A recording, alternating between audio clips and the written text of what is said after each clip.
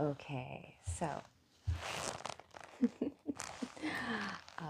the leather's making a lot of noise, so we'll see if I keep this on for most of this read. So welcome to the Midnight Comic. Well, yeah, we're about 10 minutes before we're going to start. We're going to do a midnight comic book read of The Birds of Prey. I am playing as, oh my goodness, I'm playing as Black Canary tonight. One day, perhaps I will sing, but that will not be today. So tonight we're going to be reading a Birds of Prey comic book in full because Black Canary and Dinah Lance, who is besties with Barbara Gordon, Batgirl, they're actually the founders of the Birds of Prey. And I actually have a series with the Birds of Prey, which basically all the women of the DC universe team up to solve who's actually making all the men that they love sick. So they actually have to like work together, like heroes, villains, Poison Ivy, Catwoman, Huntress, Black Canary, Batgirl. They all come together to basically, find a cure, find the answer to to save their guys, right? So, but not like in this like overly Mary Sue girl power kind of way. I love how it should be earned, right? Hi, Pokey. Hi, Gwen Stacy. So I'm Dinah, Black Canary. She's pretty cool, actually. I have my new choker on today too, just to like your throat chakra as being connected to your heart and speaking your heart and all that kind of thing. Am I you? Oh, Gwen Stacy, actually I have that your kind of look though. Gwen's the blonde, cutesy kind of thing. But I do have my leather jacket on. I got the fishnets, you guys can see. Borrowed them from Zatanna. We're all in the same universe. Yeah, Dinah. Dinah and Babs are besties. They're great friends. Thank you, Doug. And life is not a bee. Hey, hey, welcome to the live. So, I'm playing Black Canary. I first debuted Black Canary as a cosplay back when I was doing boxing class. And this was back when there was like the Birds of Prey. Oh my gosh, this leather jacket is actually going to get a little bit hot. So we'll see how long this stays on. But we'll see. So thanks all of you guys for joining me last night as Zatanna in the DC universe. Oh my gosh. I need this to be there. My choker. Get it on straight. So are you guys familiar with Black Canary at all? She's wonderful, actually. I think that if you watch anything in the Arrowverse, she is a big love. Not that this is the only thing that she's about, but she's a big love interest to Green Arrow. Oh gosh, this whole choker situation is gonna drive me nuts of it being even. It's not everything needs to be perfect, Rachel. There, okay, perfect. Now it's perfect. Oh, Ollie, my beautiful Oliver. There's actually, I'm going to be getting a DC Bombshells comic book coming up very soon where Black Canary actually has a pirate radio station with Oliver Queen. It's an alternate universe. That is not tonight's read, though. Tonight's read is going to be, hold on, we're going to do like a double feature because these are continuations of each other. This one is it's Quarantine, the Birds of Prey. As I told you, all the ladies of DC team up to find out who is making their men sick, and this is like the conclusion to it, right? So I will read this all in like so it's like a full story, and then if there's time, we will revisit. I might be wearing Wolfie's collar. This is a bit big for Wolfie, I think, but I have matching outfits with Wolfie coming up very soon. I was trying to teach him some magic tricks the other day. He's only food oriented, so. Hot sauce. How am I able to live with myself every day over and over again? Great question, Hot Sauce. You tell me. How are you able to live with yourself every day? Pokey, it's so funny you say Gwen Stacy because one of the other Gwen Stacy says, I'm like, are you me tonight? No, but I do love Gwen Stacy. And I do have a Gwen Spider-Gwen cosplay for next year. So next year, we're going to have some new cosplays that are going to be unveiled. One of them is going to be Mary Marvel, Starfire. What else? There's another one. There's a few of them actually. Oh, Sue Storm and Reed Richards. Me and my hubby are planning on doing that. Dinah Zatanna is in a bad mood again. Zatanna has, magic users, they're temperamental. They need to have their space and time. Uh, this is me in a different outfit. It's so funny. Okay, so this bodysuit is not the true bodysuit I want to actually end up doing for Dinah. You see this blue bodysuit here that she's wearing?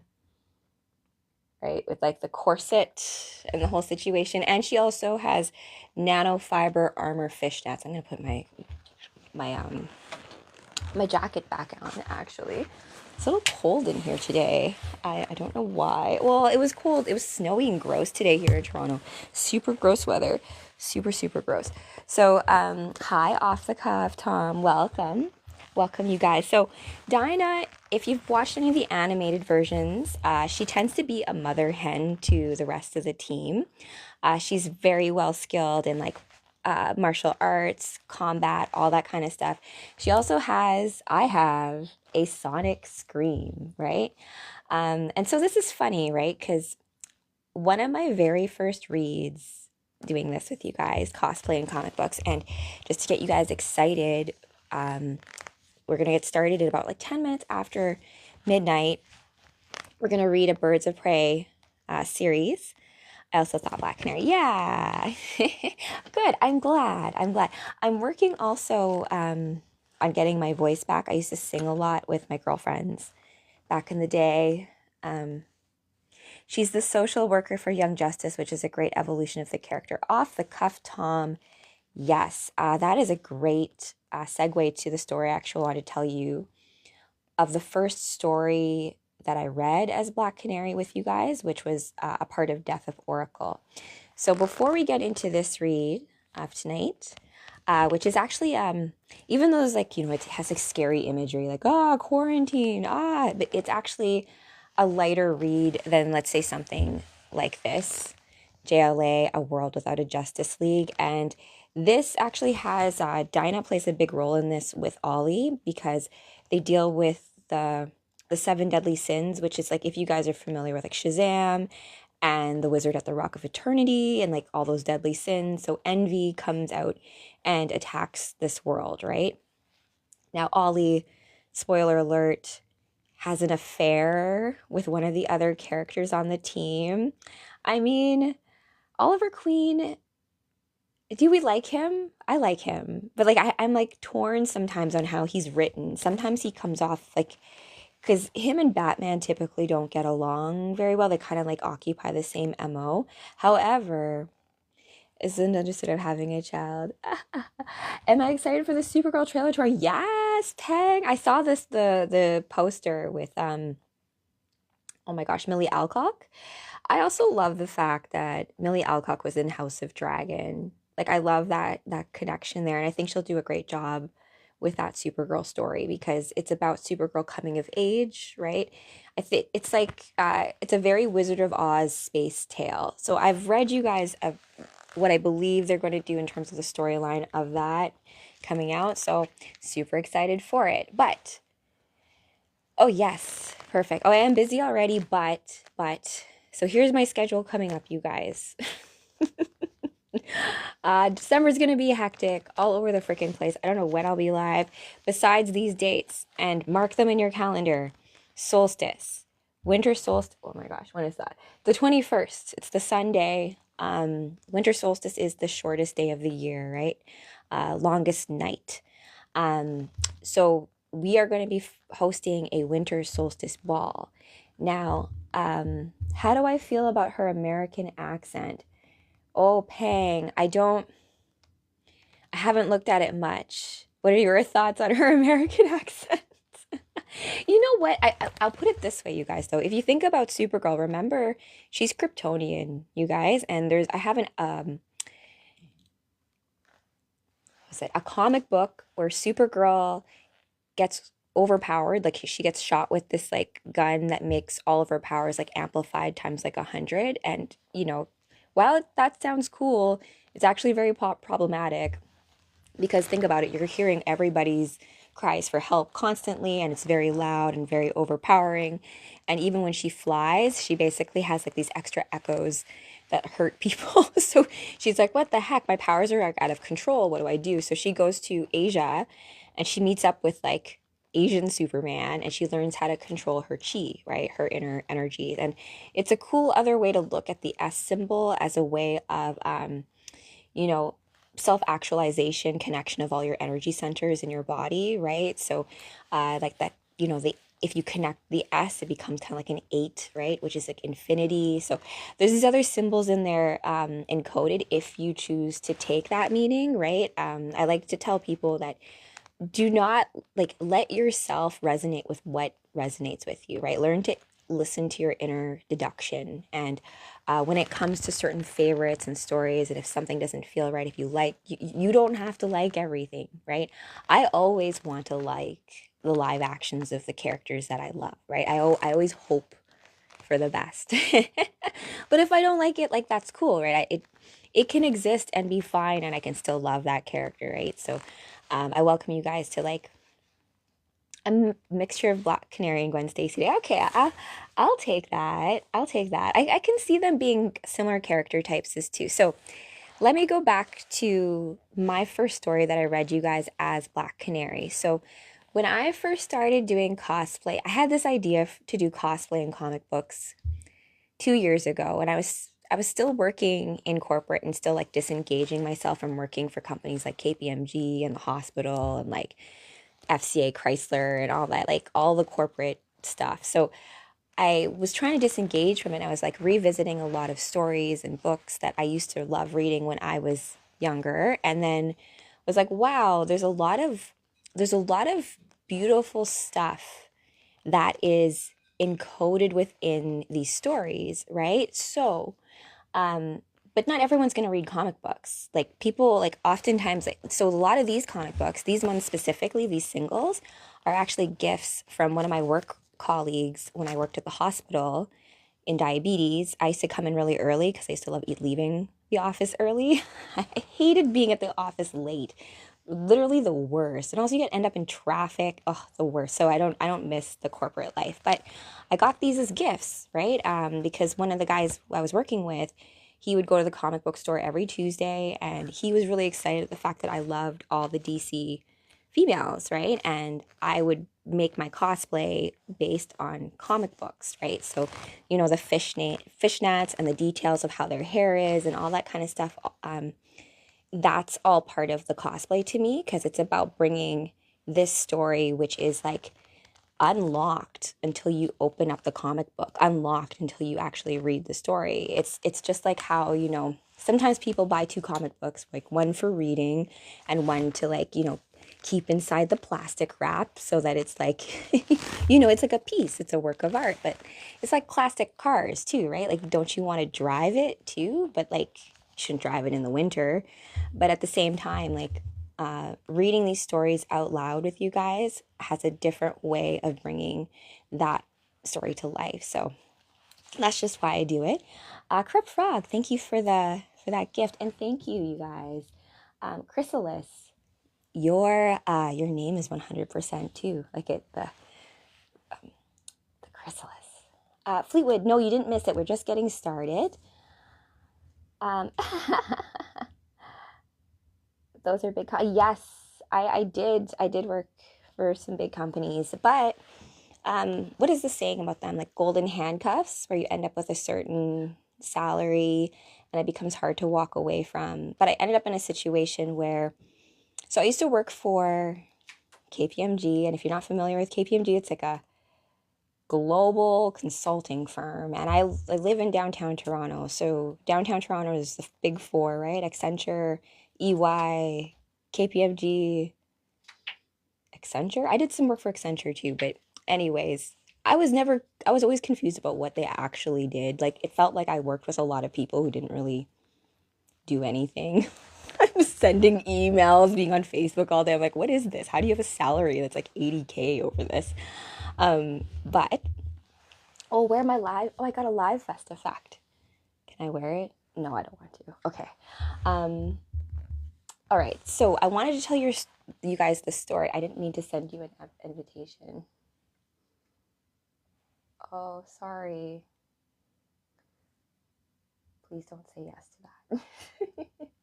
It was early media world. Things nowadays in corporate, like I could have like my Facebook account, I could have my social media account be over here and like my work persona be over there. So realistically, for a lot of my life, I was cosplaying corporate Rachel.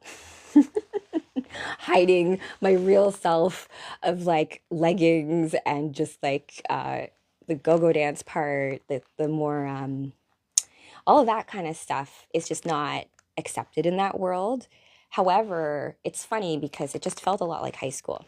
Now, I was disengaging from that, and now I've come to a point where I'm like, wow, I'm gonna do this on purpose. I'm gonna like read you guys in cosplay a story, and it's gonna have a point to it. So before I thought it was like good enough to just be like, I'm in cosplay, I'm in the comic book. That's good enough. And then also too, when I first started reading these live, I got my ass kicked. And people were kind of mean to me too, actually, because my reads weren't that great, right? Because it's a different thing when you read out loud. So people kind of accused me of being like not really a comic book fan. I'm like, oh no, but I do. I'm not very good right now. So throwing it back to my first reads, my very first read was Supergirl and Wolfie as me as Supergirl in Crypto, reading Killers of Krypton, which features both of those characters in it. My second read was Black Canary reads you The Death of Oracle. Pokey, I definitely don't need all those accounts. But what do you think I've been doing the last few weeks? I've been like trying to consolidate everything. All that stuff takes a lot of work, you guys. Your like presence, all that kind of thing. Everything is complex, Pokey. I remember there was like a tool called Hootsuite back then. You could multiply post, but each platform also has very different nuances to it. And so I have found probably best just to focus on a few things. Like I focus on TikTok and YouTube mainly. My Instagram and Facebook are kind of like secondary, but I've realized too as well, like that all still needs to be organized so things can feed into each other. But that's all boring stuff. You're lost. Oh my gosh. I'm gonna kind of sucky being that. Let me put, sorry, I just need to remove certain people. All right, perfect. Yeah, my older posts, and remember, like it's all just what is time, anyways. And I've realized since working in corporate, an unfortunate thing of that is that being a project manager in it, I was almost like trapped in the calendar. I was trapped in like that way of doing things, right? The business hours, 9 to 5, Monday to Friday, even though maybe you have a spark of inspiration at 3 a.m. on a Sunday, right? So it's learning about reconfiguring your own, I guess, schedule, your production, all of that kind of stuff to best suit what you're trying to do. And if it's like a really creative thing, like it's tough, right? Because it's supposed to be like fun, right? But it's like plan ahead so that like the fun can be truly fun, so it's not, yeah, one of those things. Okay. What is intention? Oh my goodness. So, Black Canary in the DC universe, she's actually a very old school character. The first story I read with her was Death of Oracle. In that story, in this replay, I'll link to that very first read. Please forgive it. It's not, it's very rough, but I like keeping certain older things in play because it shows growth. And the main crux of that story, deliverables, right? Oh my gosh, you're speaking like I'm having flashbacks when you're saying that. I did sprint planning and stuff, right? So I was like a scrum master. So you use scrum and you sprint planning and you have like 2 week sprints. And me and my team, actually, at the hospital, we used to name our sprints after movies. which is kind of fun. You have to do all the little things to try to make your work life fun because you spend a lot of time with each other. Just like running a superhero team, like knowing who's who and all that kind of stuff. There's a lot of relatable stuff, KPIs. Oh, you guys. Yeah, so that was my old life.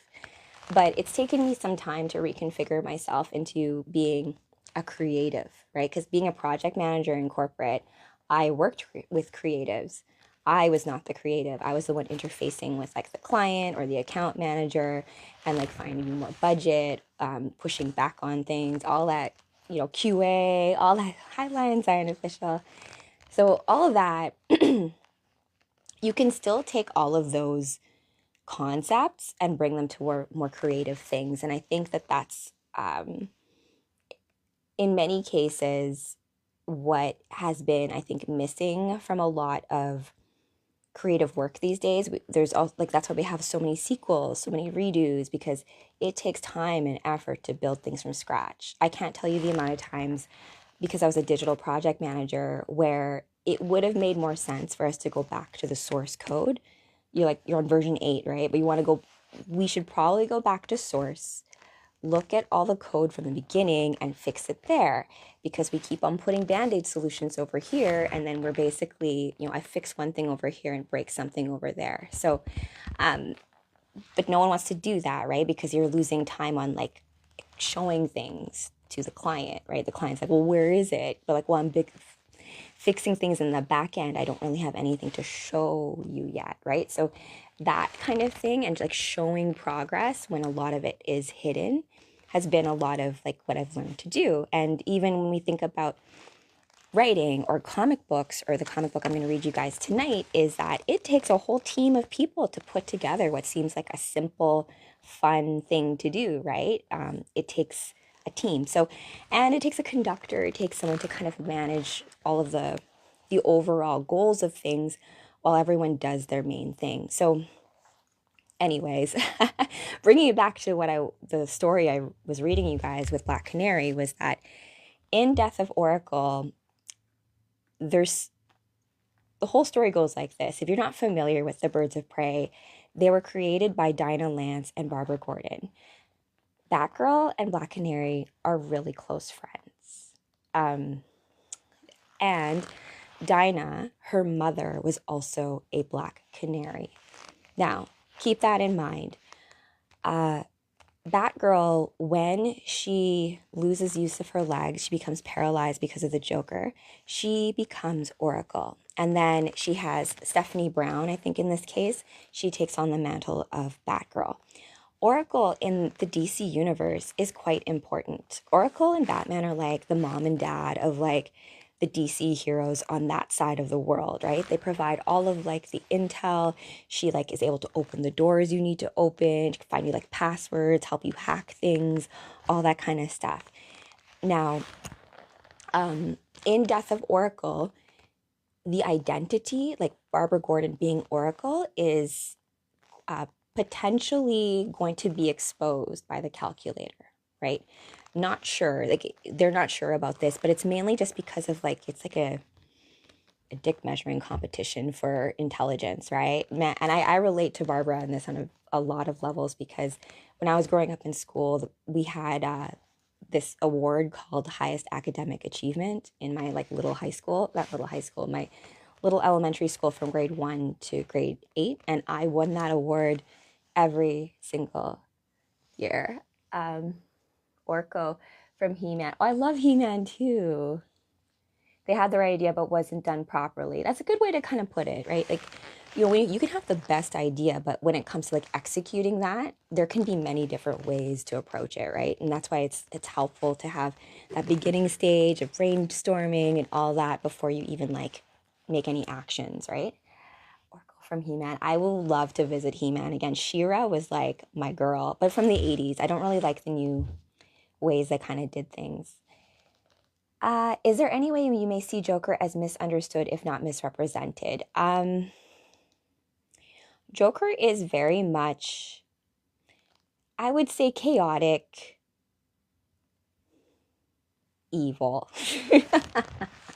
In The Killing Joke, the main whole point of that, if you guys aren't familiar with that, written by Alan Moore, And think about Heath Ledger, like what happened to him after putting on the Joker mantle. I think that certain roles are very tough to play psychologically because you have to put yourself in that space. And I think that's really tough for some, like for anyone, any human being to go into that place. Because in the Killing Joke, actually, this is a good way to kind of preface the whole Oracle thing and what happens to Black Canary, and then we can do Birds of Prey, was that Barbara Gordon gets shot by the Joker because she's Commissioner Gordon's daughter, not because she's Batgirl, right? Joker is trying to make a point. He's trying to make a point that anyone, given the same ridiculous, awful circumstances, will end up like him, right? That they'll go mad, they'll go crazy and start hurting people, right? Like hurt people, that whole situation. So he creates a scenario to prove a point. He wants to drive Commissioner Gordon mad. He wants to drive Batman to the point that Batman will kill him, right? Break his own moral codes in order to do things, right? So he does this to Barbara for this to happen. Now, it doesn't. And this is why Joker, I think, is like chaotic evil, and why, like Batman, while he can be shades of gray and how he does things, there's a very strict compass within him, which is like him and Constantine. There's a few characters where, like, there's a reason why they're the ones who have to fight the really, really intense darkness. No worries, Gwen Stacy. You came back just in time. I'm just talking about the Killing Joke and what ended up happening to Barbara before she became Oracle. So, you know, Joker shoots Barbara. She ends up in the hospital. They're basically telling her that she's paralyzed now from the waist down because of this. Batman goes to see her. She doesn't even care about that. She's just worried about her dad. She's like, "Where's my dad? Where's Commissioner Gordon? Joker has him. You have to go get him." And Batman's like, I will go get him. She's like, "You go, you get him." And so when Batman goes to get Commissioner Gordon, he's like in a cage, and like Joker's like showing him pictures that he took of Barbara while she was like, maimed, which is like awful. And so he's trying to drive Commissioner Gordon mad. And so Batman gets there, he frees Commissioner Gordon, and the last thing Commissioner Gordon tells him is, "You have to get him, and you have to do it the right way. Don't kill him, bring him in. We have to show him that our way works." Right? That it's not like, and I mean, Commissioner Gordon in that whole commissioner, like that department, that police department. I played Gotham Knights, right? And it's cute because in Gotham Knights, like Dinah, Lance, like Black Canary will give you like, "Hey, do you want to meet for the movies and stuff?" I'm like, "Oh, I love that. Sure, I will." And I, of course, play as Barbara. But where is it going with this? Anyways, she becomes Oracle. I don't remember when they create the Birds of Prey. When it could be when Barbara, maybe before that ends up happening. I don't know. I have to look at the continuity for that. Is any magic? I won't. So in that story, it's when you mentioned magic, authenticity, is that there's a magician in Death of Oracle that does some crazy stuff. And what ends up happening is she does like crazy magic onto Black Canary, because Black Canary has that sonic scream. And that scream can shatter steel, right? And so just like Satana, those vocal cords, very powerful. And so typically if enemies know that about her, they'll have to shut it down. So this magic lady, I forget who she is, she does like a spell on Dinah, Black Canary, and it puts her into this like nightmare state. And while in this nightmare state, she has to face off against her mother. So her mother is also Black Canary. There's a lot in common with the character of Black Canary and Silk Scepter from Watchmen, right? So like Sally Jupiter is Silk Scepter, like older in like a superhero team. And then they have a daughter who ends up having to live up to like this impossible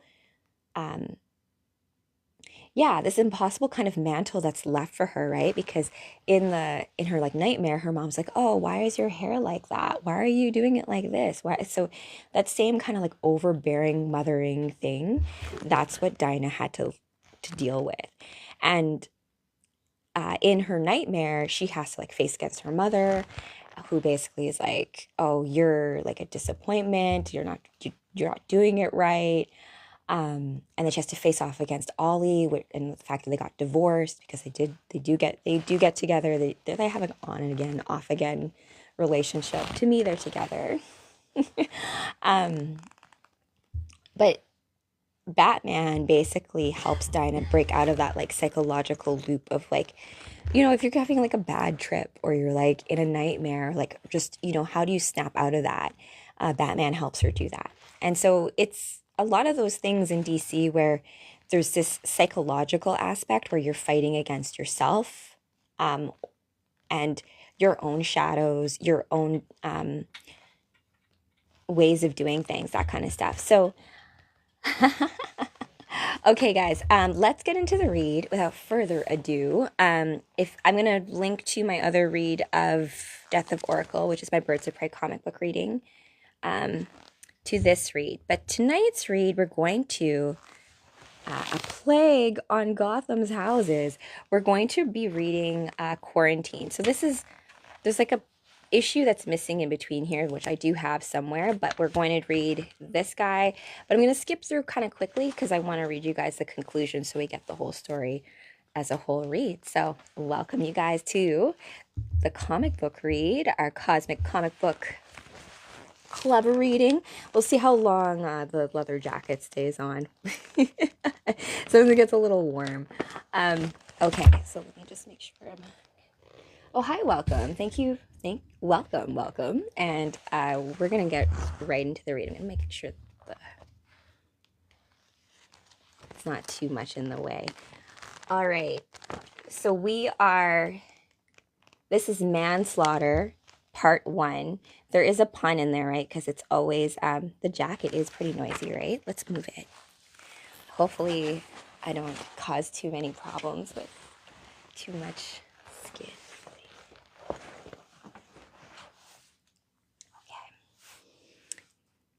Okay, let's do it.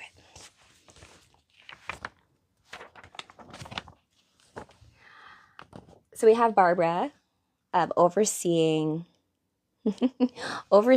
her dad who's in the hospital. That's where we begin. It was only a matter of time, Dad. You've been burning your candle at both ends lately, and you should have been taking vacations. I know those people, you don't take your vacation time. We're at the end of the year, so, to roll those vacation he didn't take any vacation time. So that's why Babs is saying that her dad's sick. And he says, I haven't taken a vacation since you were born, Barbara. And she says back to him, all right, well, that is exactly why you're sick. You need fluids and you need rest. And his response to her is just more hacking and coughing. And she says to the nurse, excuse me, but the doctor was going to go over Dad's blood work with us. Do you know when he'll be back? Dr. Boyd's been pulled away to look at the chief of police. I will check. Oh no, this is just a hair tie. It's like my telephone cord hair tie. It's supposed to be a bug or a chewable bracelet. I miss chewable bracelets though. I miss edible candy bracelets or necklaces. Even if the candy wasn't very good, it was just the concept of being able to eat your jewelry, Okay. So she's asking for the more blood work, and remember, there's going to be probably more people that are sick, right? Damn it, Mac was supposed to be cough, covering for me. See, this is what happens when you go to work sick. You infect everyone. Knock, knock. Did I miss visiting hours? Lois Lane? Oh, Lois Lane's visiting. What are you doing here?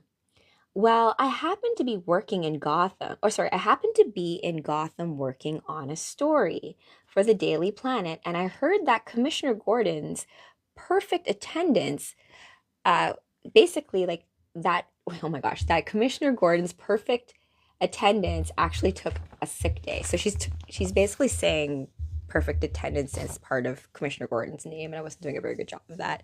And Haley Thomas from Victoria, BC. I love Victoria, BC. One of my girlfriends is in my book. She actually moved back to Victoria from Toronto, I think a year or two ago, to be closer to her dad. But Victoria's gorgeous. She was telling me though, she's like, Rachel, I'm single as a Pringle and I'm moving out to Victoria. Wish me luck. I'm like, you know what? Big city, you could probably end up being much more lonely than if you're in a smaller place and you meet someone there. So I hope she meets someone there. Maybe you will. She's a beautiful redhead. Copa said it. I love that. I'm like, I'm gonna uncensor that.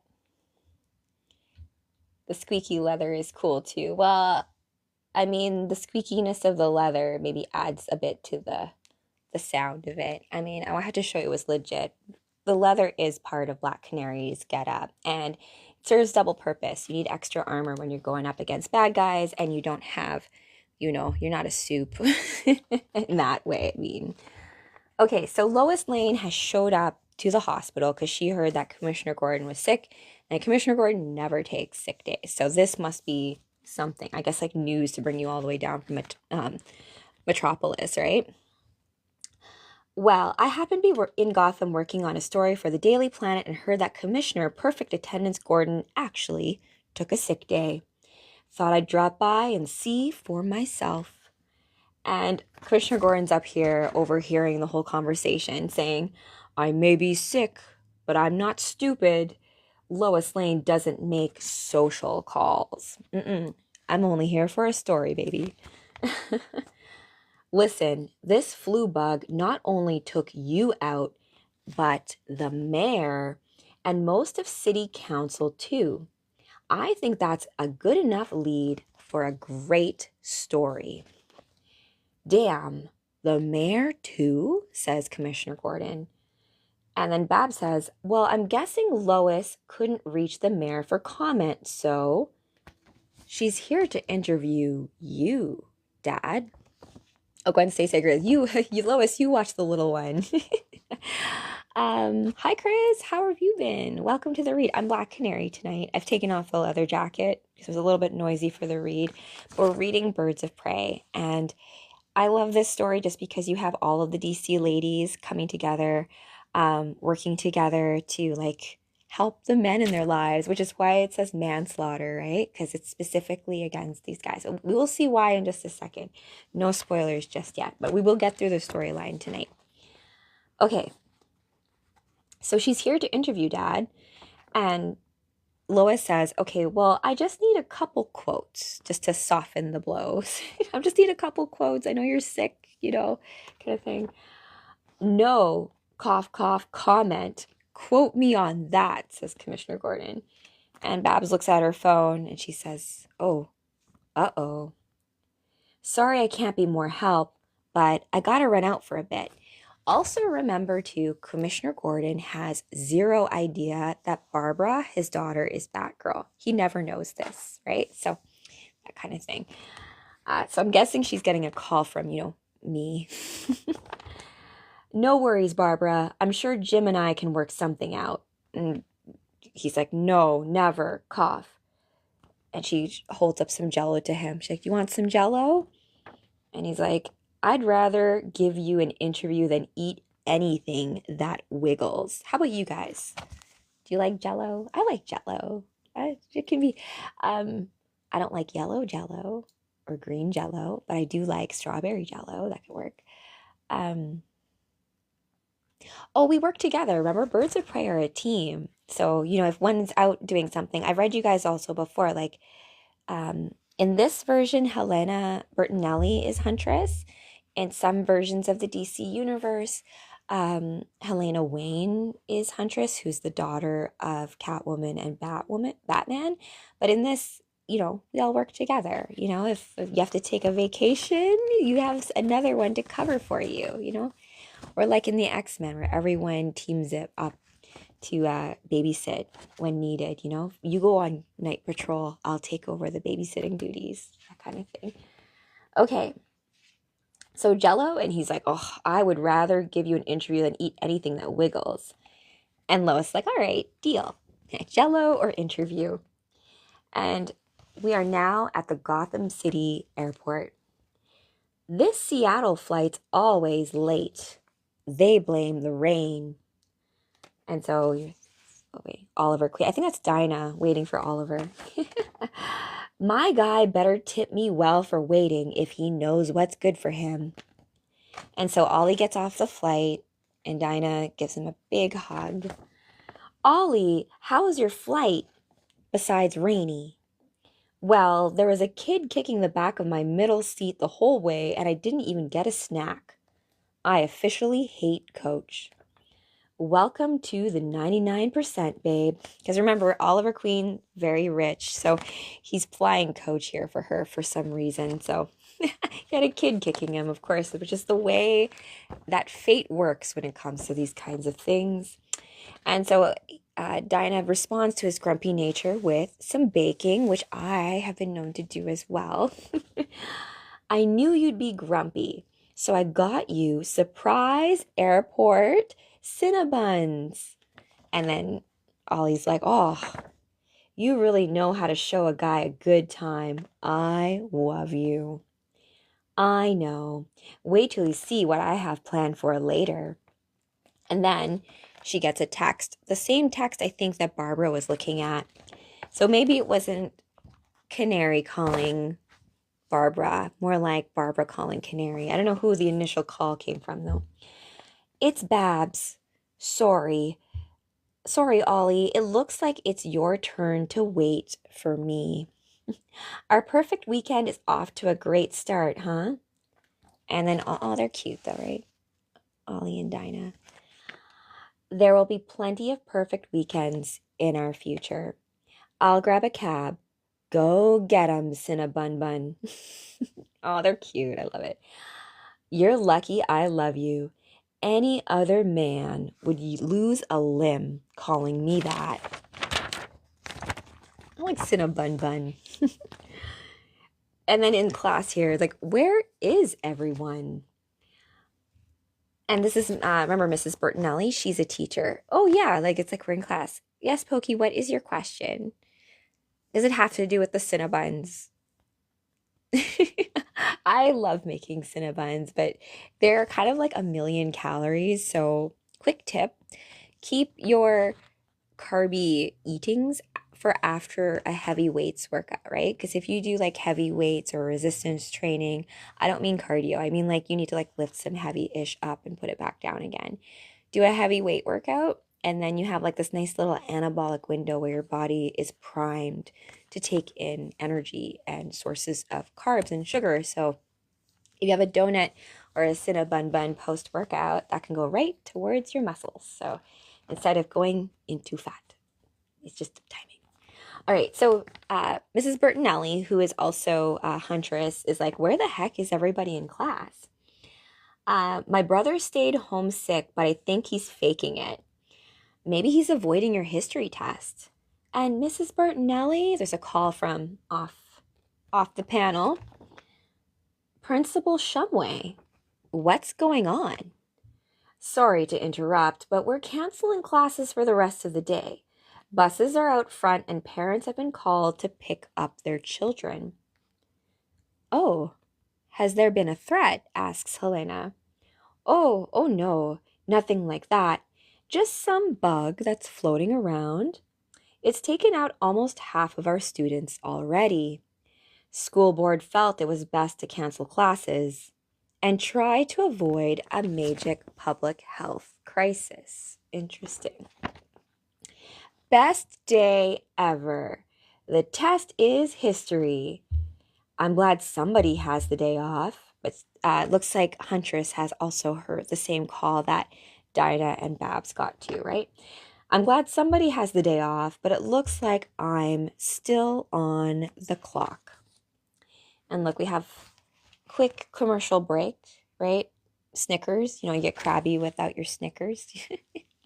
OG. Love it. I'm not ready to be a grandparent. I'm not. Things can happen fast though, Pokey. You never know. Okay. So after this quick Snickers commercial break, we're now off. Each of the birds of prey have received this like call. They're like, oh, I'm on the clock. So there's this virus, this bug going around Gotham. Seems like specific to Gotham. Not sure if it's other places too, but we will see. Um, okay. What's going on, Batgirl? I'm missing some Cinnabon buns for this. I've got multiple eyewitness reports of a stolen white van kidnapping. Oh my gosh, a stolen white van kidnapping civilians. What was the question, Pokey? Let me go back up.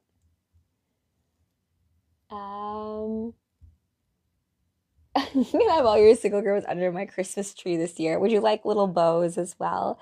You know what though? I am working on my own cosplay photography as well. Like I'm going to still need photographers to work with as well, but yeah, just in terms of that, try to get my friends who are not into cosplay, right? I can dress them all up. So for the weekend, we might be able to make that happen, you know? Um, I might not be able to get it by this year. Well, maybe we can make a big goal for next year. And that seems like it's far away. But 2026 is really realistically, in comic books, it's been prophesized as being like a really good, like 2025 was supposed to be Final Crisis. We're not even done yet. So, uh, in response to the darkest night, brightest day, right? So in response to like, oh my gosh, what is the timing on that, Scott Summers? I love that. It's like you heard the oath along the, and you're still in this universe too, right? Um, okay, let's continue onward. So we got the birds coming together. Batgirl got a tip. That's basically what happened. I've got multiple eyewitness reports of a stolen white van kidnapping civilians, and I tracked it to this location. They must be inside, so let's hurry. Ugh, what kind of animal want to hide in here with rats, says Black Canary.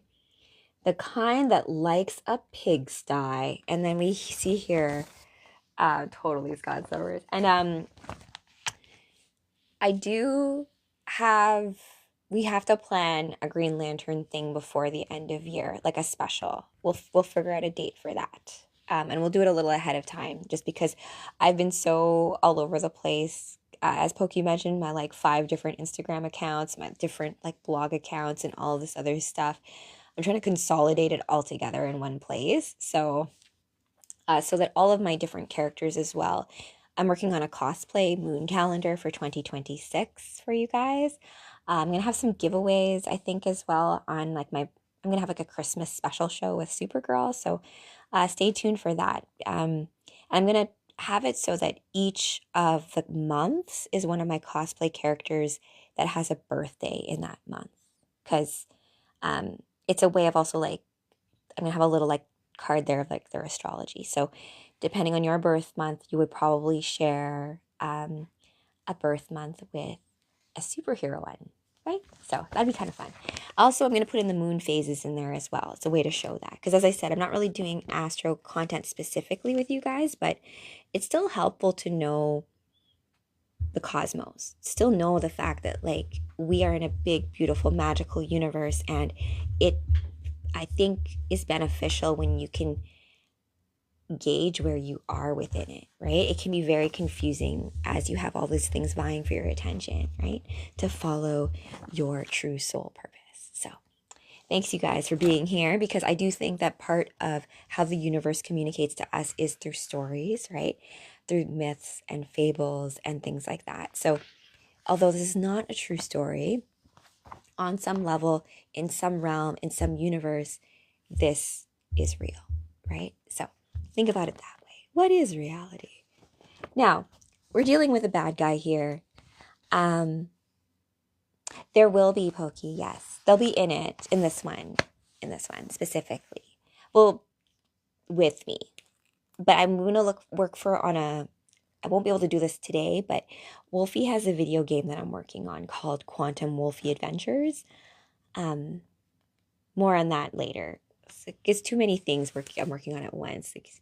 can tell. So while this whole quarantine sickness is happening, Batgirl got a tip that some guy in a creepy white van was going around and like kidnapping civilians.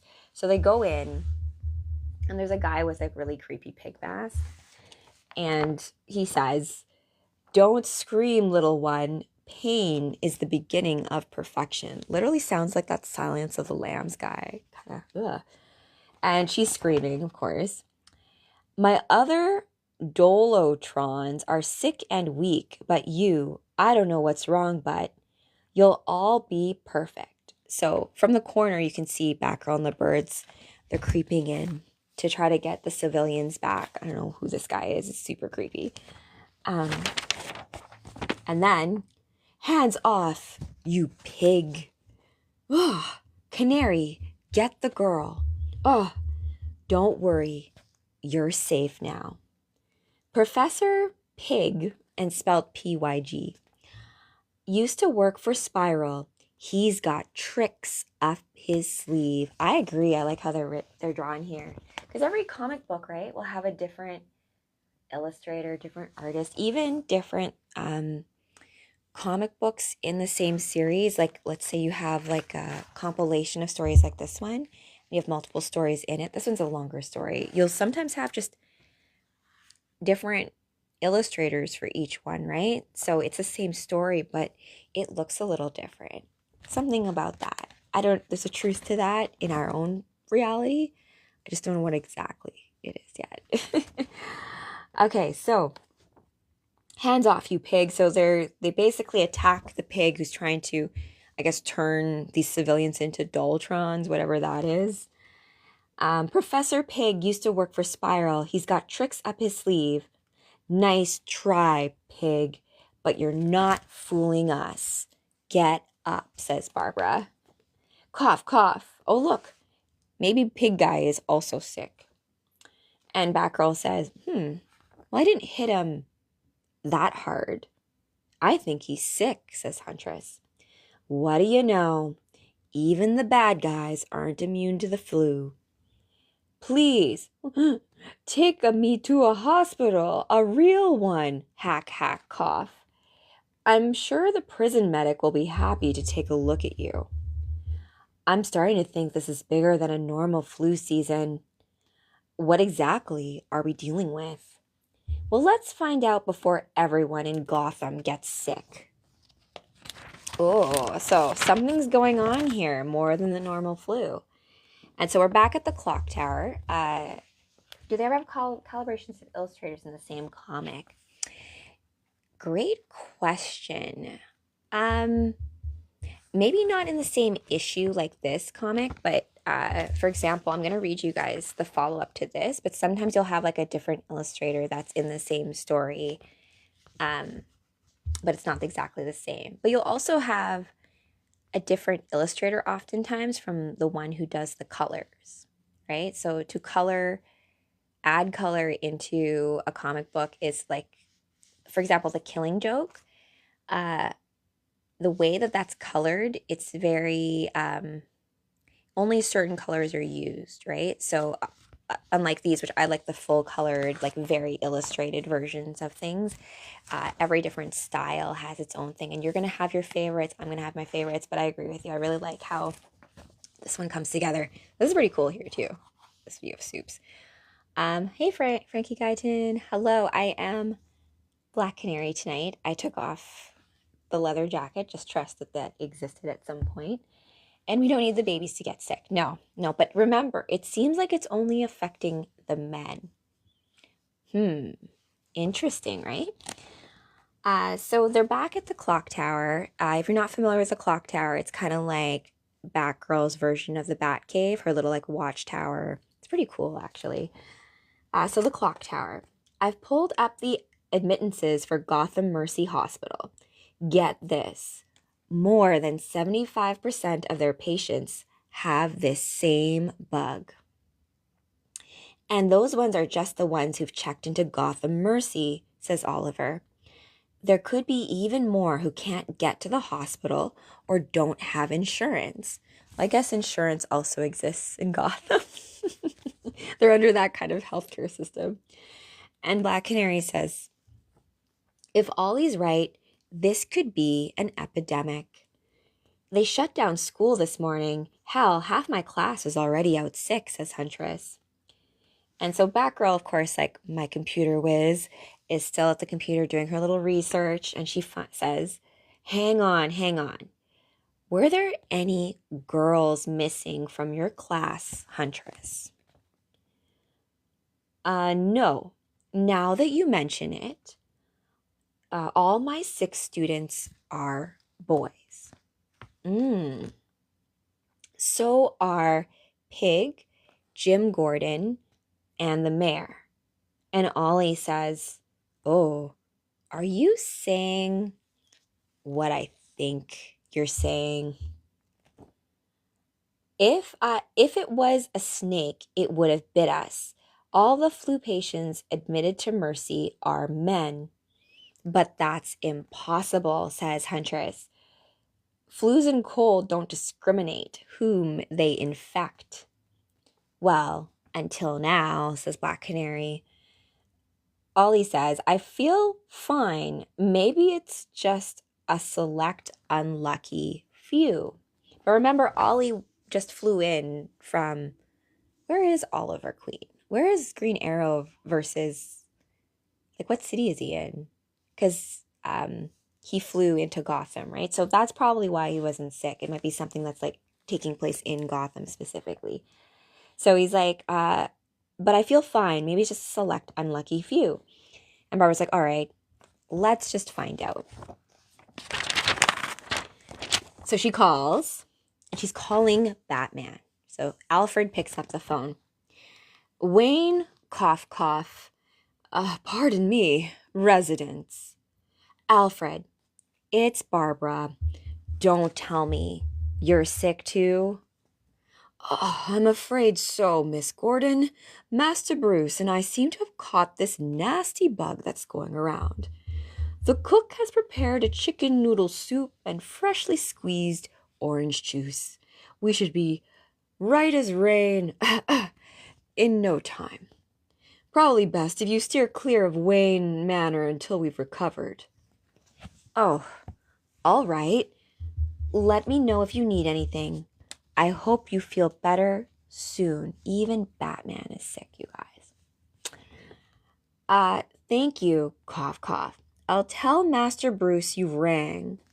Goodbye, Miss Gordon. Great, says Black Canary. How long until this thing spreads to a nearby town?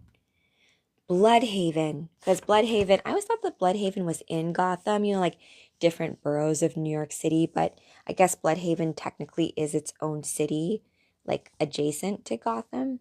Something like that. This gives me elementary reading vibes when we're sitting on the yes.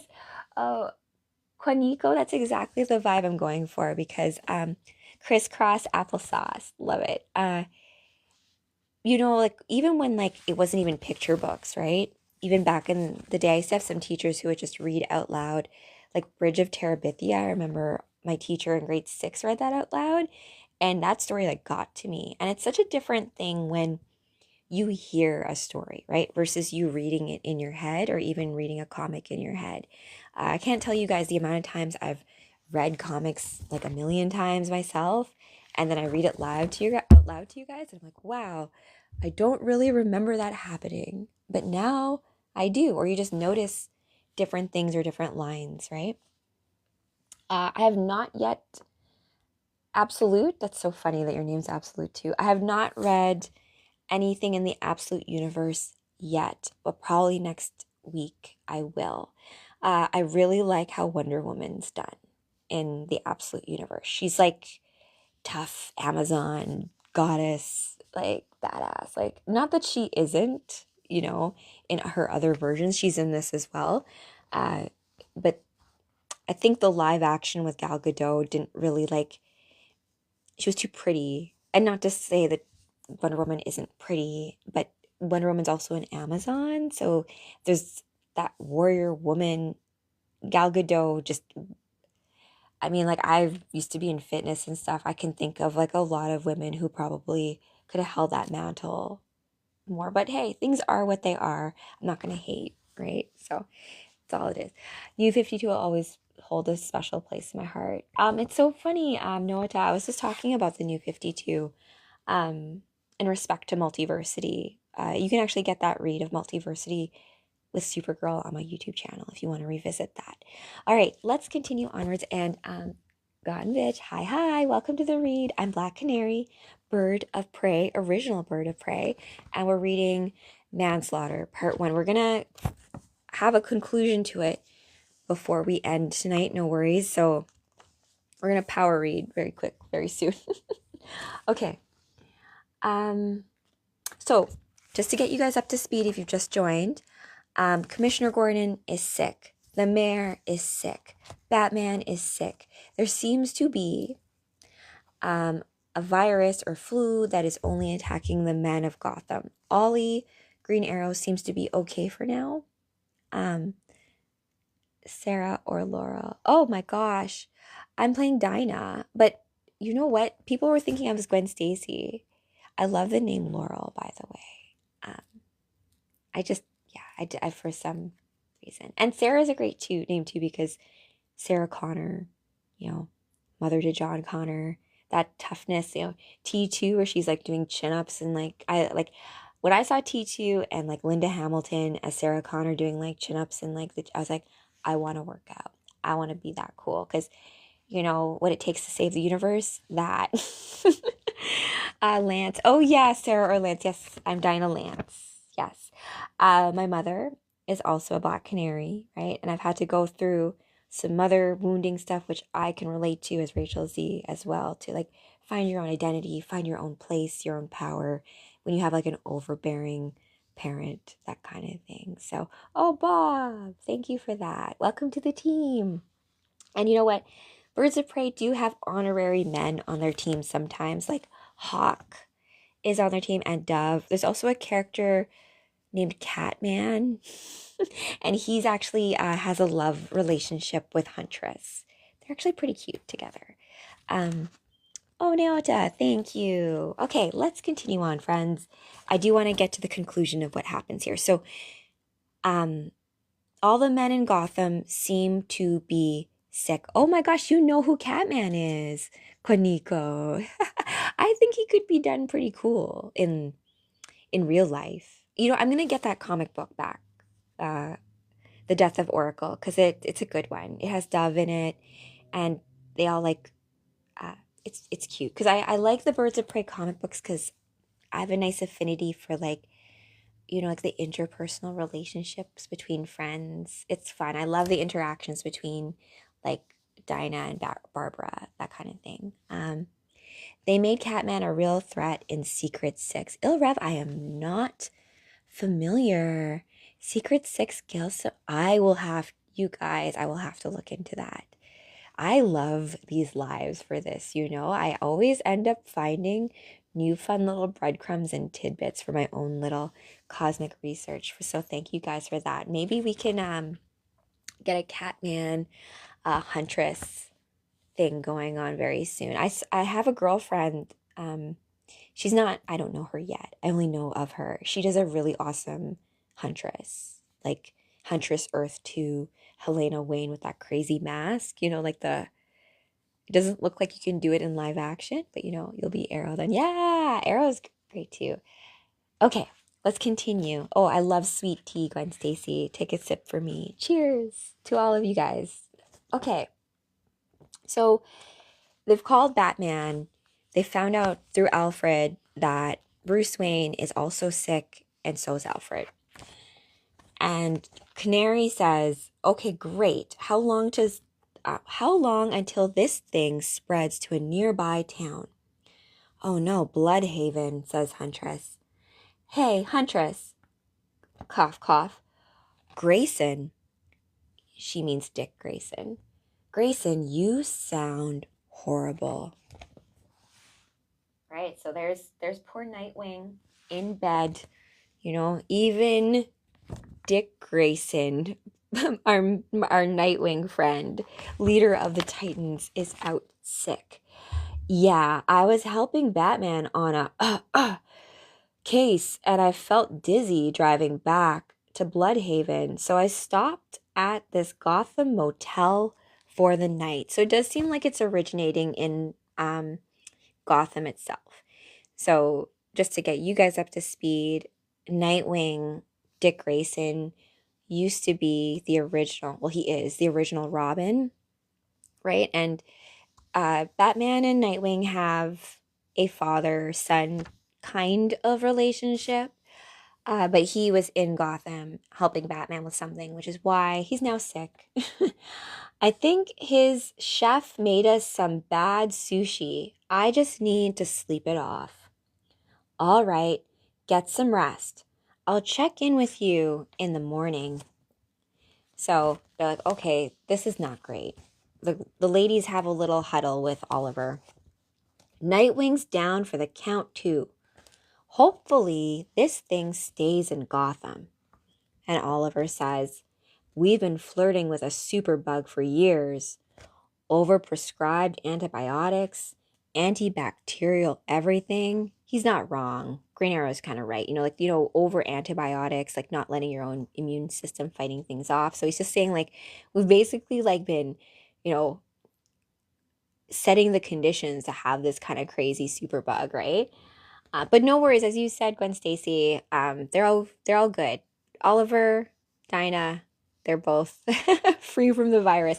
Oliver is not sick. See, he's all good. So, but he just arrived in Gotham, so he should be careful. Maybe stay with only the ladies for now.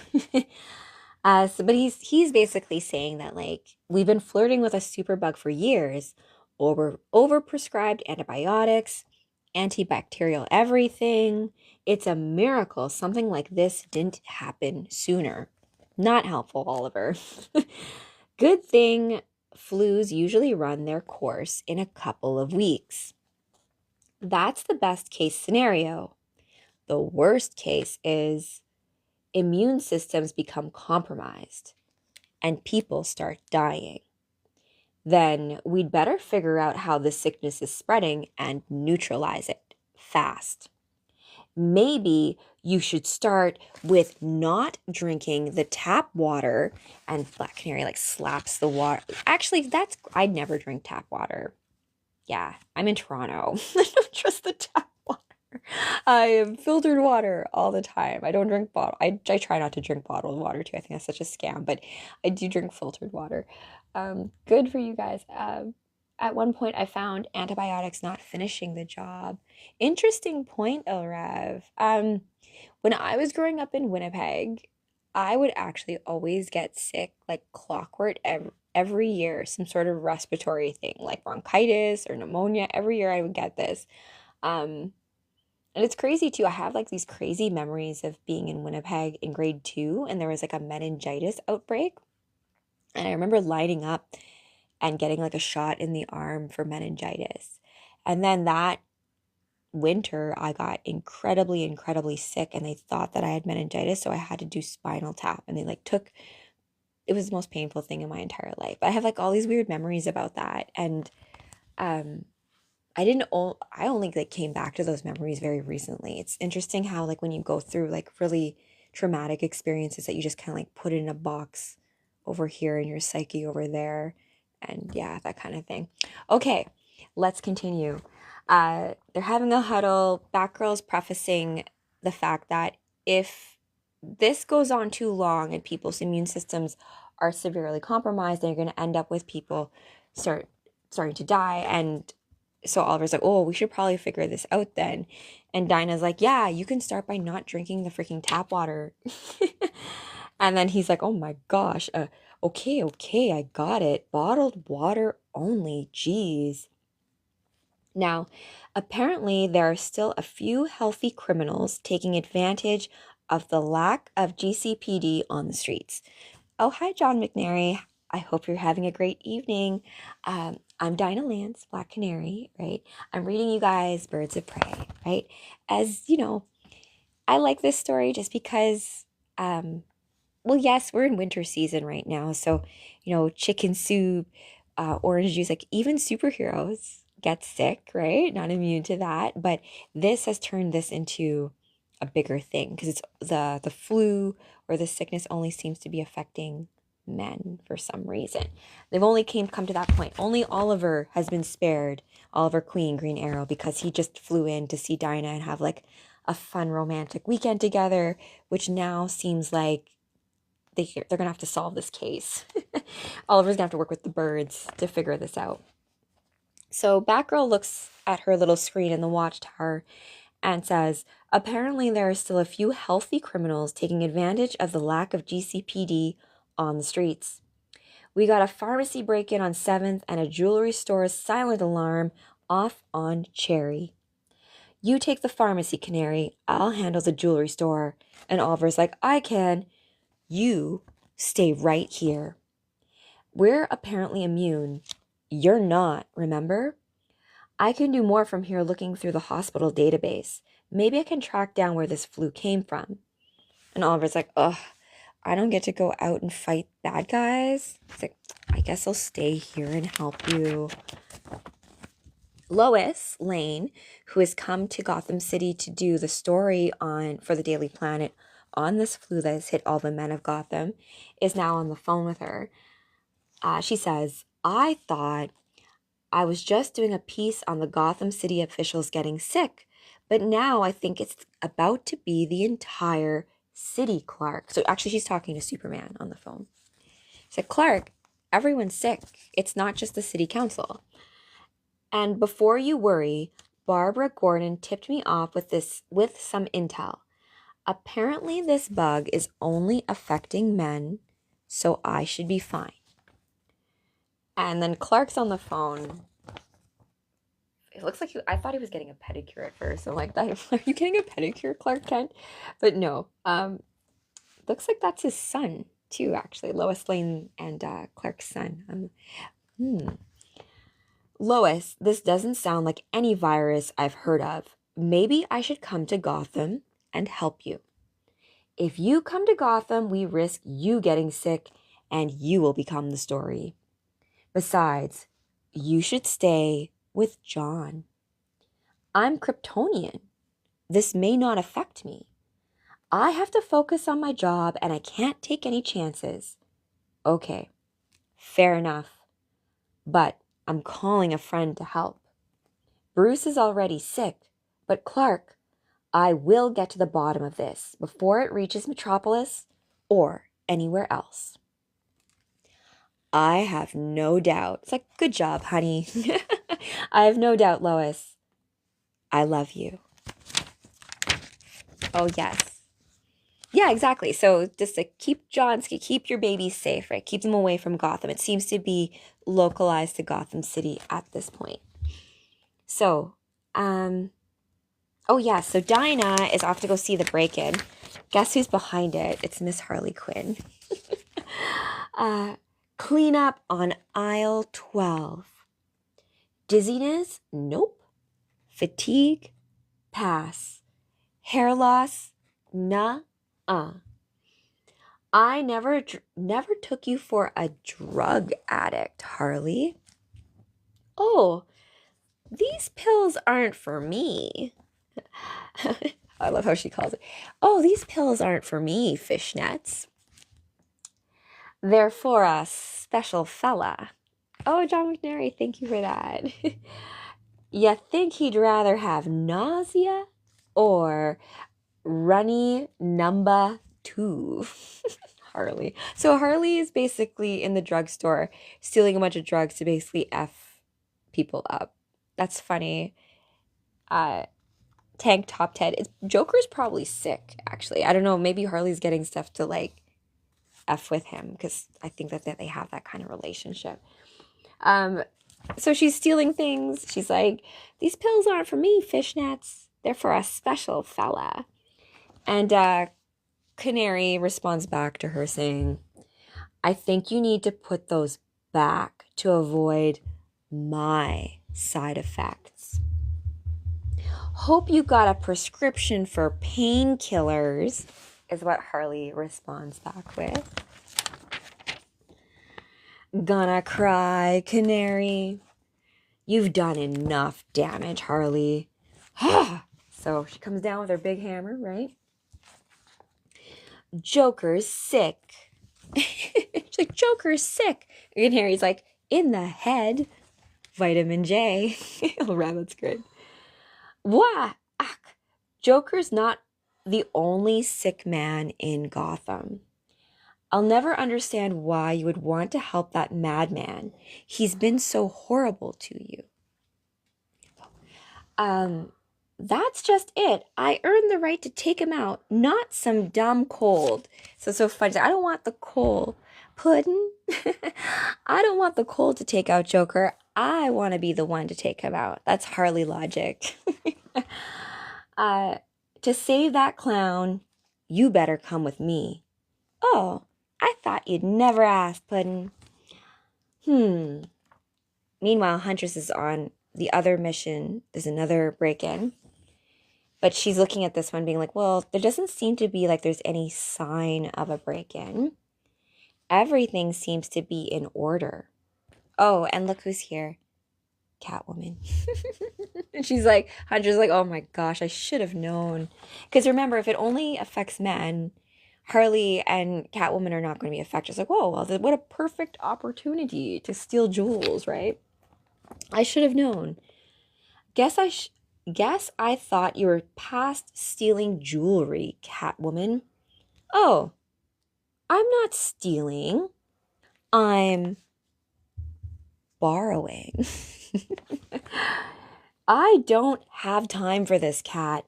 You should have thought about that before you barged in here. Oh, Batwoman. Yes, Catwoman, your wifey's here.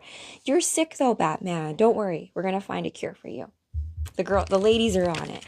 The ladies of Gotham. And she's like, listen, you should have thought about that before you barged in here trying to stop me from borrowing my jewels. Listen, there's an outbreak that's hitting Gotham. Well, I feel fine, says Catwoman. The birds of prey could really use your help on this one, Catwoman. Call the CDC, because I'm busy, says Selena. But only the men are getting sick. Doesn't that make you curious? And then look at what Selena's little soft spot is, right? She says, Bruce. Because like Helena's basically saying like there's this sickness that's only affecting men, and Catwoman doesn't care about men. She's like, oh, screw all those people. But then she thinks, wait a minute, Bruce Wayne is also a man, and I actually care about him. Oh dear, right? I thought you were busy, says Huntress. Like you said, I'm curious. So let's go. So they're out. So we have Catwoman and Harley Quinn helping the birds of prey figure out what's going on with this flu, right? I'm sorry, miss, but until further notice, this hospital is off limits to visitors. I'm just following orders. So they're trying to quarantine things, right? But I'm here to visit my father, says Barbara Gordon. He's a patient. Barbara Gordon. Lois. They won't let me inside. I checked on him right before they kicked us out. He was resting comfortably. Come on. We need to talk.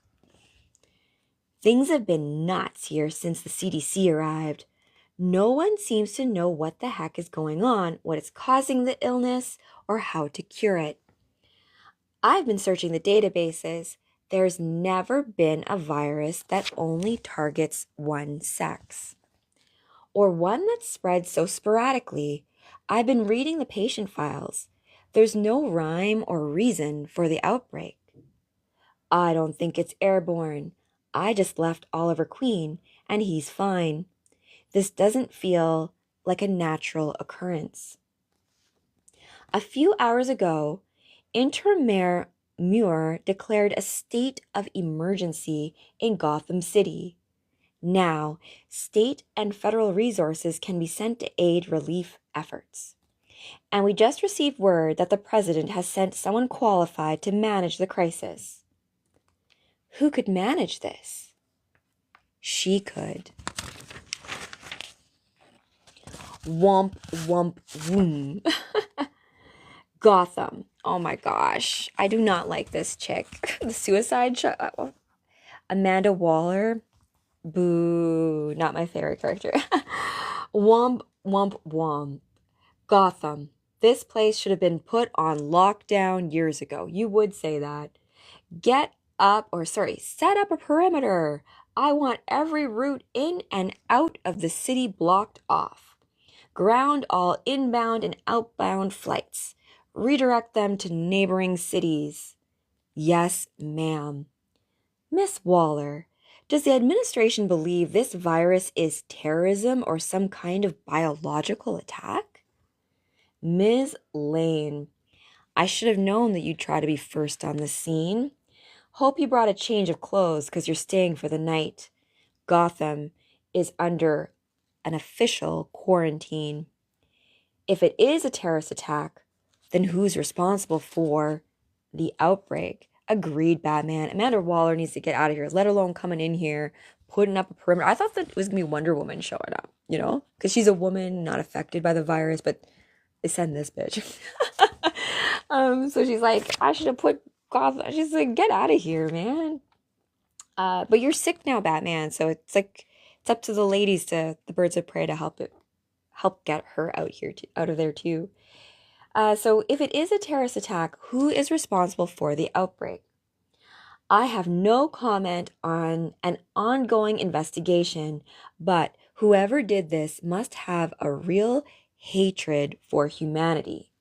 No further questions. So it is an attack. Wait, hatred for humanity? Oh no, why didn't I think of this sooner? Dinah, Helena, come on. Comms meeting at TerraCare. ASAP. Copy that. I've got a +1. Ditto. So, we have Poison Ivy here as well. Aren't you growing into a big boy? What a handsome Protea you are. Ivy, we need to talk. Yeah, I'm not a fan of Amanda either, right? Like, I would have preferred they sent Wonder Woman instead of Amanda Waller, But whatever, the government needs to get involved, need to do a quarantine, whatever, that's not superhero stuff. Okay, aren't you growing into a handsome boy? You see at TerraCare, Poison Ivy's talking to her plant, lovingly. Ivy, we need to talk. Oh, Batgirl, I think we cracked the chemical composition of the fertilizer. These plants can't get enough. What's wrong? Why did you do it? Do what? Oh, the birds are basically accusing Poison Ivy for releasing this outbreak. Do what? How about spreading a man-killing virus all over Gotham? All of Gotham's on lockdown, and now Ollie is at risk. You didn't get my pudding sick, did ya, P.I.? So Poison Ivy and Harley are actually tight besties. They have sleepovers and stuff. So she's like, what the heck, Poison Ivy? Why did you get my pudding sick? You're the only person who has the means of pulling off a widespread infection and who hates humanity enough to try. Besties. I may have the means, but not the desire, says Poison Ivy. Have you seen the news? Humanity will destroy itself. It doesn't need my help. Besides, I find men very useful.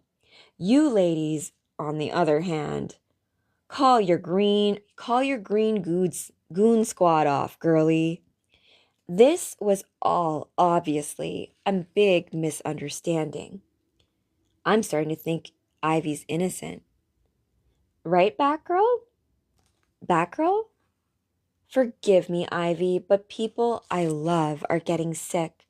I had to be sure. Oh, hi, Alberta, Canada, sexy native. Hey. I'm from the prairies too. So, Alberta, Saskatchewan, Manitoba, the prairies, love it. Hi. Okay, so to get you guys up to speed on the read, I'm playing as Dinah Lance, Black Canary. We're reading a Birds of Prey comic book. We are in Gotham City. All the men of Gotham are sick. Nightwing sick, Batman sick, Alfred sick, Commissioner Gordon sick. All the ladies are not. The the birds thought it might be poison ivy, just because, she has access to all like the plant medicines, plant toxins, very smart. Yes, Condra, I'm Black Canary. Yeah, yeah, yeah. And so they went to Poison Ivy being like, hey, did you do this? And she's like, no. Why would I do that? I kind of like men. And humanity's just going to destroy itself. I don't really need to get involved. And so Batgirl's like, oh, shoot, maybe you're right. And then Poison Ivy says to Batgirl, I thought you trusted me. I didn't create a virus, but maybe you'll let me help you. Wow, you're offering help, Poison. Let me help you find out who did, and we can stop it. And Harley says back, so if Pam Pam, I love that little nickname, Harley, Pam Pam for Pamela, Poison Ivy. So if Pam Pam isn't trying to bump off the boys, who is? That's what we're going to find out. Oh, shoot. This last part here. See all of them? Together, right? So they're going to all work together to figure out who is behind making all the boys sick in Gotham. But that's not all. We got more ladies for backup. I've seen Gotham go through a lot, but nothing like this. Well, I know plenty of punchable men, but who would want them dead? If it weren't for innocent children being harmed, I'd say maybe it isn't the worst idea. Waller's got this joint locked up tighter than Fort Knox. Then at least whoever's doing this can't escape. Neither can the men. Now they're trapped in Gotham. Well, looks like we all are. Batwoman. Oh, look, Batwoman showed up. Orphan. Oh my gosh. I always get confused with Orphan because Orphan is the name of a character. And sometimes I read it as like a verb. So Orphan's a name, just so you guys know. Yeah, Cass. Does she become Batgirl too in some regards? Because Cassandra Cain becomes Batgirl. And so does Stephanie Brown. So the other versions of Batgirl. Yeah, Cassandra Cain's pretty cool though too. So Orphan, spoiler, Gotham Girl and I. Gotham Girl? Who's Gotham Girl? Okay. Orphan, spoiler is a name as well. Gotham Girl and I came to see if we could help. How about we start by tossing you three off the building? Oh, listen, they're not, Batwoman and friends are not too happy with Poison Ivy, Harley, and Catwoman. They are, I guess, technically criminals, but Batgirl and friends are usually a lot more tolerant of the ladies. It's typically too because Harley and Poison and Catwoman have their own, I feel like their own code as to how they do their crimes. And they're usually not trying to actually like, destroy the world kind of thing. Usually. Okay. So you want to dance, Red? I'll lead. So she's talking about Batwoman here.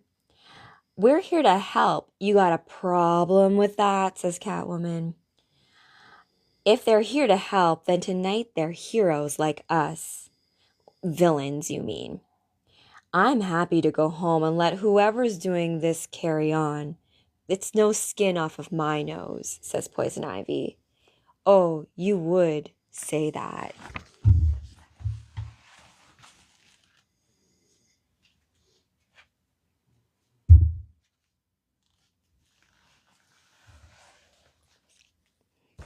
Okay, so we're almost done. So I was gonna read you guys the conclusion to this, but you know what? I will come back on as Barbara Gordon to read you guys the conclusion of this. But we will finish off this story for tonight, okay?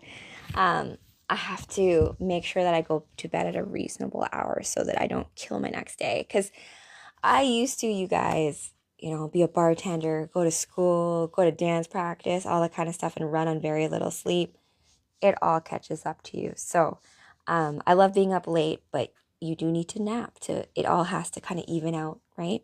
You need dream time. So we will finish off this story, but then when I repost this, I will schedule in where you can get the conclusion to it, because we do find out who's behind it. There is a group that is behind it.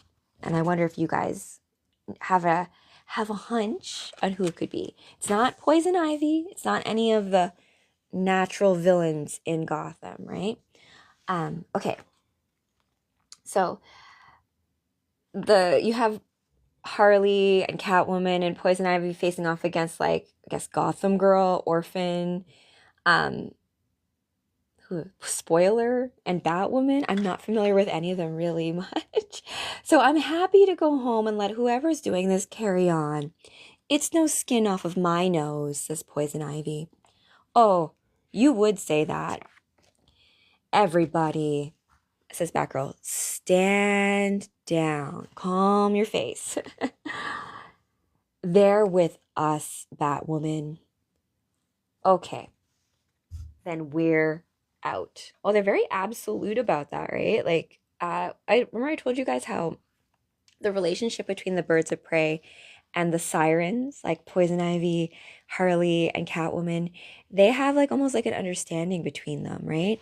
But it's like Batwoman and this other group, they're like, but they're bad guys. Why are we working together with bad guys? So it's just an interesting thing in like character types, right? So Black Canary is like, they're with us. And Batwoman's like, okay, well, if they're with you, then we're out. You're making a mistake, says Huntress. Ivy's offered to help create a vaccine. You guys have figured out how to stop this thing? Not thing, person. Orphan's right. We're dealing with a group of real psychos. Hey, we're standing right here, says Harley. There's a little conversation. We're dealing with a group of real psychos. And Harley's like, we're standing right here. Who are you calling psycho? To save the men, the women need to be united. And so you got Batgirl and Batwoman facing off against each other, right? To save the men, the women need to be united. Okay, you're right. We stand together or Gotham falls. Okay, so who's in? So you have everyone put their hands in together, right? In, in, in. Yeah, baby. In, in. And then from off panel. And as am I. You got the ultimate backup, baby. Right? If you have room for another woman of the Wonder Woman sense. Yeah. So the ultimate team up, you guys, and rounding it off. And this is, I think, the help that Clark was telling Lois. He's like, I'm going to send a friend to help. I believe this is that friend.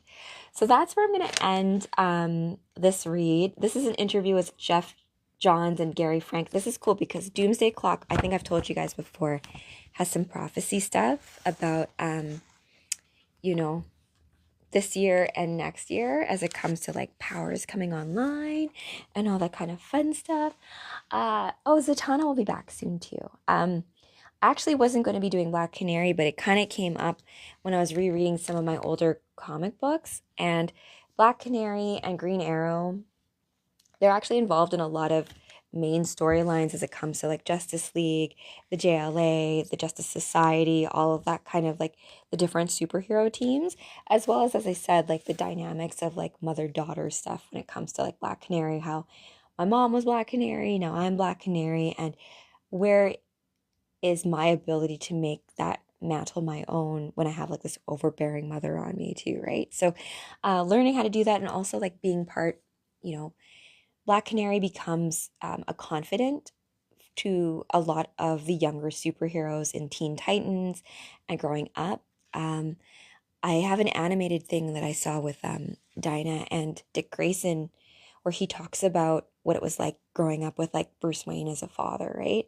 And just, you know, because Dick Grayson actually holds the mantle of Batman for a time, and just realizing that us as like an individual person, when we hold certain character types, there's still you in there, right? So Dick Grayson's Batman is not Bruce Wayne's Batman, but it's not about competing about it, right?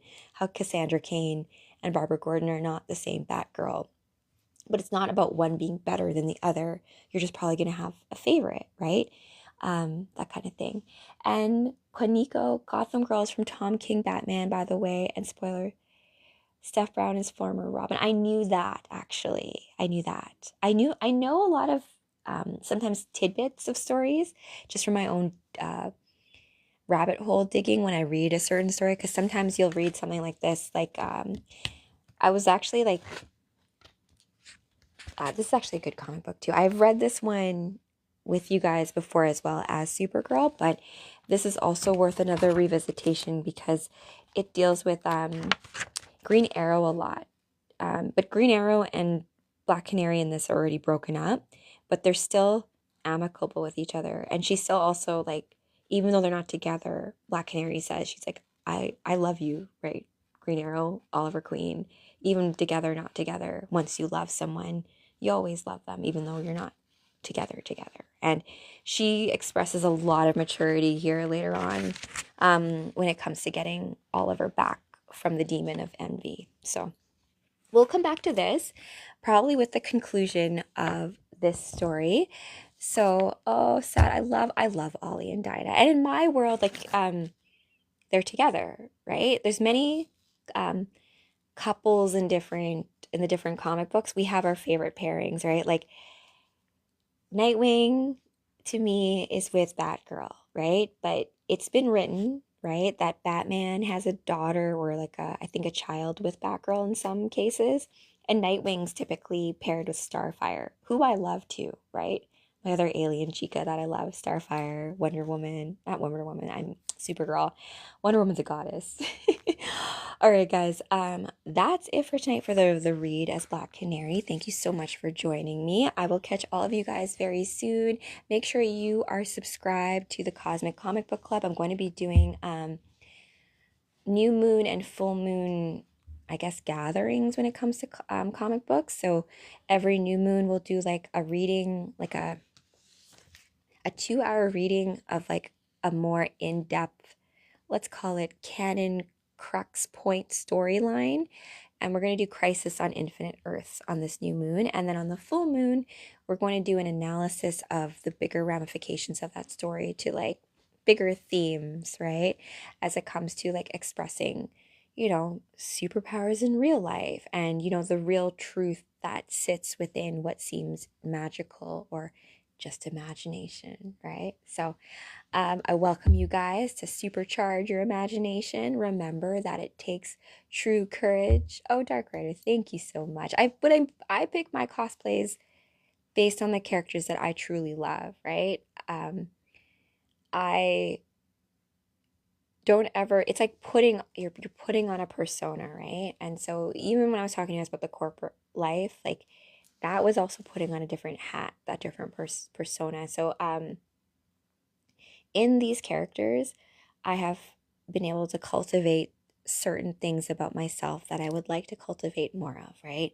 Just like, in Birds of Prey, where you have like very different skill sets coming together to work together as a team. And it's just, I just love that. It's why Batgirl is I love her a lot too, because as you saw here as well, where like Batwoman's like, listen, I don't want to work with bad guys, but you have to have like a figure who's like a true leader who's willing to like just do the best for the team, the best for your wolf pack, right? It's not about just you kind of situation.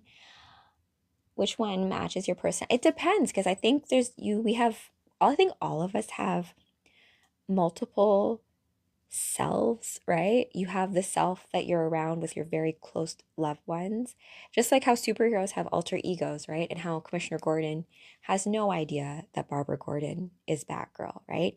Because Uh, Sometimes our personas need to stay away from others, at least until the time is right, right?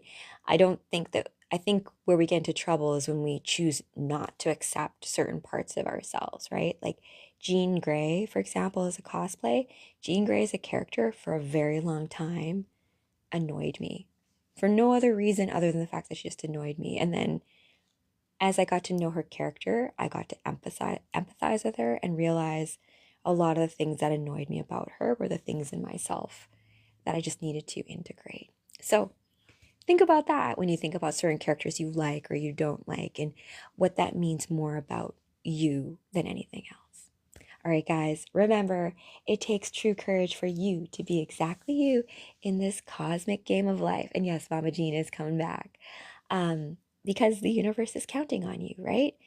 But no worries, you got friends out there who have your back.